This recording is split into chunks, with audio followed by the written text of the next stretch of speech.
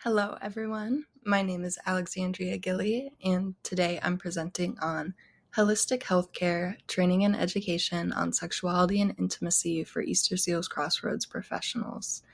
I completed this as part of my capstone project at the University of Indianapolis in their School of Occupational Therapy under the direction of my faculty mentor, Dr. Beth Ann Walker.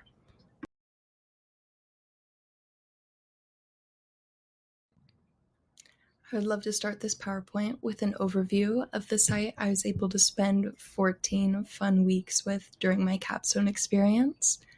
Easter Seals Crossroads is a nonprofit organization that promotes equality and inclusion for people with disabilities. In the future, they see themselves creating a community with 100% equality, inclusion, and accessibility. Their mission is to serve and advocate for these individuals as well as their support systems, so their caregivers, their families.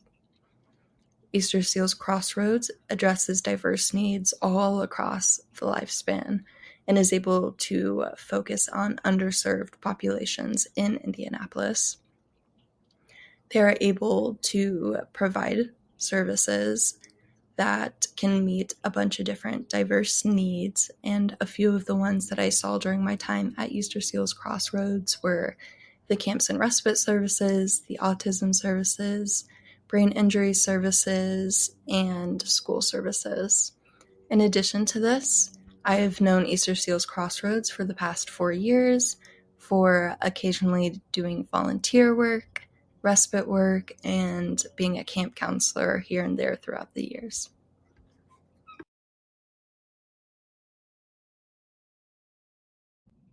When I first began my needs assessment at Easter Seals Crossroads, it was very general. People could submit ideas or questions or concerns that they had, but it slowly developed into an adapted assessment from the knowledge, comfort, approach, and attitudes towards sexuality scale. And from this, I was able to discern that the primary gap was in the comfort with discussing sex and intimacy.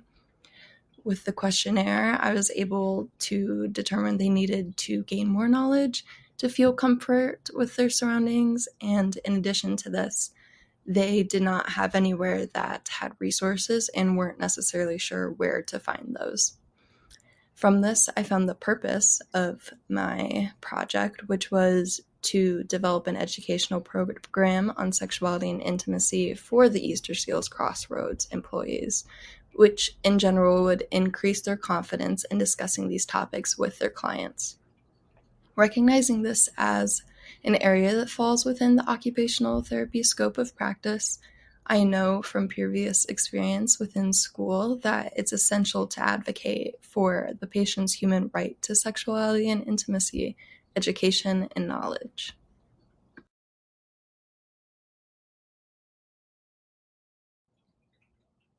To further inform my program development, I was able to conduct a literature review before going to the capstone site, Easter Seals Crossroads, as well as during some of my time there, I was able to catch up on current research surrounding sexuality and intimacy, education, or trainings.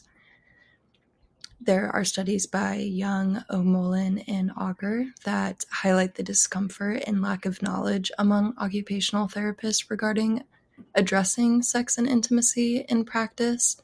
This may be because it is a newer topic that was added to the domain that occupational therapists are able to follow within their scope of practice.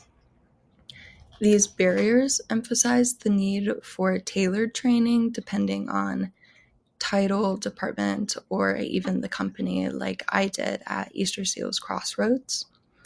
Because of this, it's able to facilitate a more holistic care practice from me, the occupational therapist, to my client, Easter Seals Crossroads. Additionally, Bonder and Ellis were able to emphasize the importance of promoting autonomy, dismantling biases, and creating safe spaces for discussing these sensitive topics within educational trainings. This was particularly concerning individuals with disabilities and veterans, though I kept this as something that pushed me later on to have my educational sessions be asynchronous. This was also because of the different departments that I was able to get to do my program, but also because it's important to have a safe space that makes you feel comfortable when first beginning these discussions.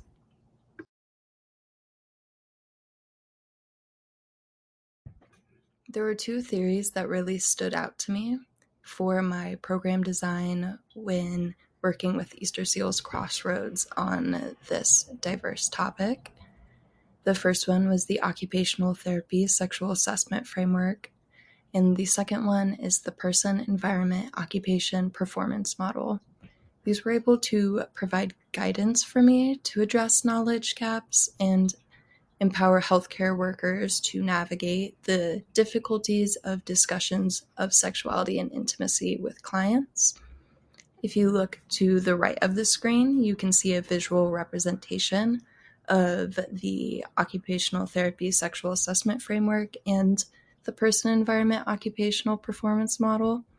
One of the things that I really liked about this theory is that it's multifaceted. There's all these different areas that are influencing each other.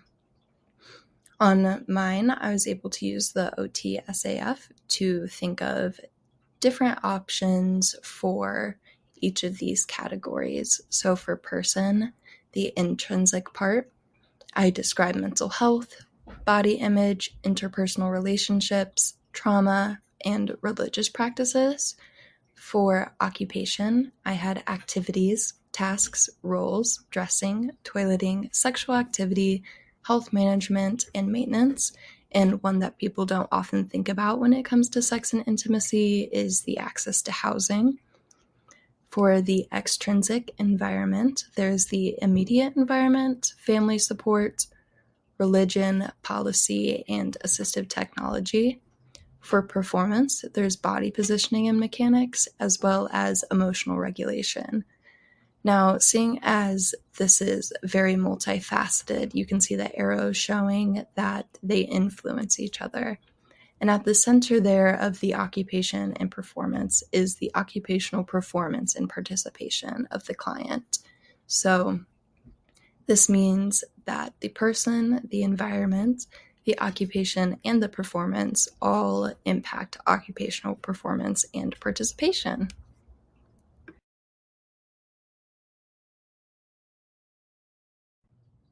Next is methodology. To begin with design, I created educational sessions, 4 of them that were 30 minutes each, training resources that either I created or I was able to access online that provided interventions or resources to provide their clients, and interview scripts that were designed to help improve confidence for that initial conversation when bringing up sexuality and intimacy with clients.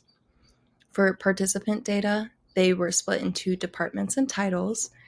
These included camp and respite services, school therapy services, pathways to opportunities, resource facilitation, brain injury services, and applied behavior analysis, as well as OTs, speech language pathologists, behavior technicians, and office employees.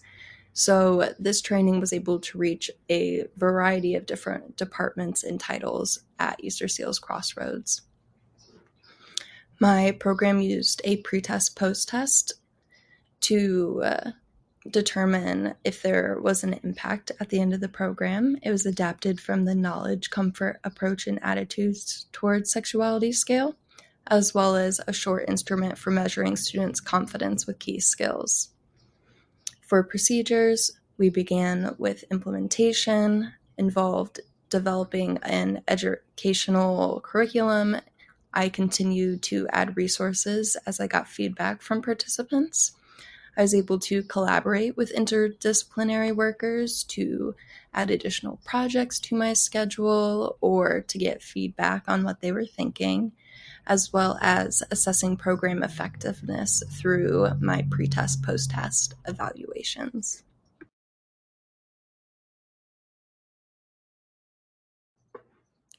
After the program was completed, I was able to analyze data and determine the results of my program implementation. For Easter Seals Crossroads staff who participated in my educational program, they exhibited increased knowledge about sexuality and intimacy, increased comfort when approaching clients or when clients approached them, and a decrease in biased attitudes during conversations about sexuality and intimacy. You can see on the right hand of the screen, Table 1, that offers average scores for knowledge, comfort, approach, and attitude sections of the pretest post-test. And then in Figure 2 is more of a visual for the average pretest and post-test scores, including each Likert scale that was used for each section of the KCAAS assessment. For example, attitude was from disagree strongly to agree strongly. We are hoping that they would disagree more than agree. For approach, it was no discomfort to high discomfort, which we are hoping for it to be closer to no discomfort than high discomfort. For comfort, it was no discomfort to high discomfort. Again, we wanted discomfort rates to go down. And then for knowledge, it was no knowledge to excellent knowledge, so we were hoping that this score would increase.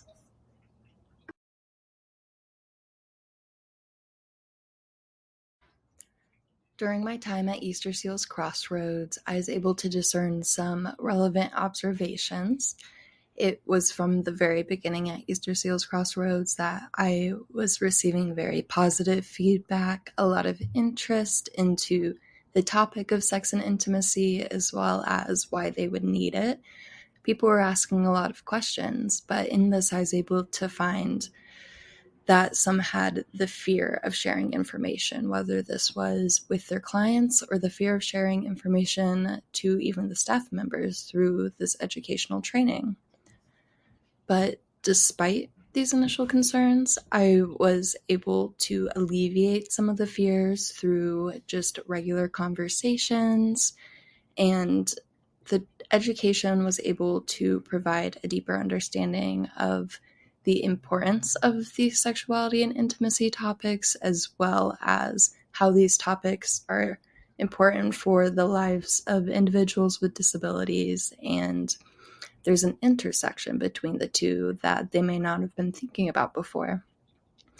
Open dialogue and comprehensive education were used to bridge the gaps in attitudes and ensure that there's inclusivity within the program. This was through talking about potential culture differences, religious differences, and how this may impact not only the sex and intimacy education that they received when they were young, but the way that they receive sex education may include biases that they didn't know was there.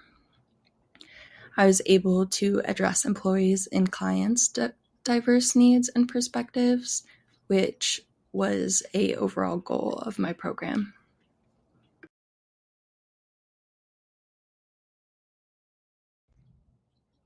When interpreting the data of the sexuality and intimacy program, you can see that the results highlight the significance of tailoring training programs and addressing knowledge gaps among healthcare professionals and other staff at Easter Seals Crossroads in promoting more inclusive and patient-centered practices. This is able to create a more holistic approach for the clients. When comparing my program with previously existing literature, I was able to see that my project aligns with previous studies' findings on either their results of their training program or the effectiveness of tailored training programs in empowering practitioners in general.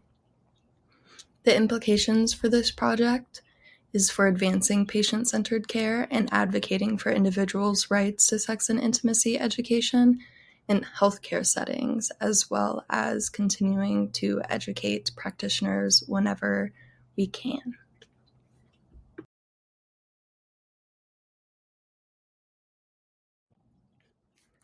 In summary, my program effectively addressed identified gaps in knowledge and comfort among Easter Seals Crossroads employees. In addition, it was able to foster awareness and understanding of the importance of addressing sexuality and intimacy in healthcare settings. This will allow the information that I've provided them to go on for a long time.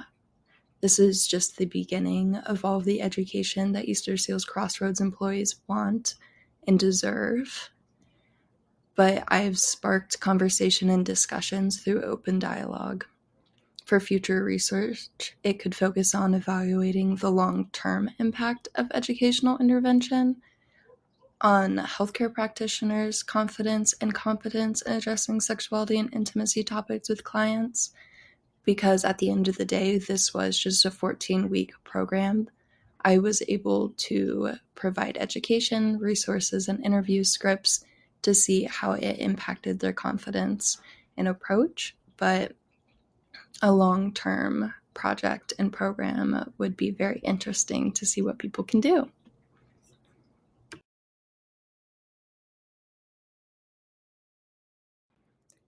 Here at the end of my presentation, I would love to thank a few very important people. First, I'd like to thank the University of Indianapolis Department of Occupational Therapy. They have created this opportunity for me that I was able to learn in real time by going on a 14-week capstone experience that I was able to be paired up with my capstone site mentor, Kristen Greenwald. Kristen is not an occupational therapist, so I was able to discover all of the different roles within Easter Seals Crossroads. Through her advice, I was able to create such an impactful program that reached so many participants. My capstone faculty advisor, Dr. Beth Ann Walker, has provided invaluable experience and advice for my capstone project that was able to guide me on my journey. And lastly, I would like to express my gratitude to all of Easter Seals Crossroads employees. I'm sure that they had received more than enough emails from me and showed me nothing but kindness throughout the whole process. They're able to share not only their time, but their insights with me during this 14-week experience, and I am forever grateful for everyone who impacted my journey. Thank you.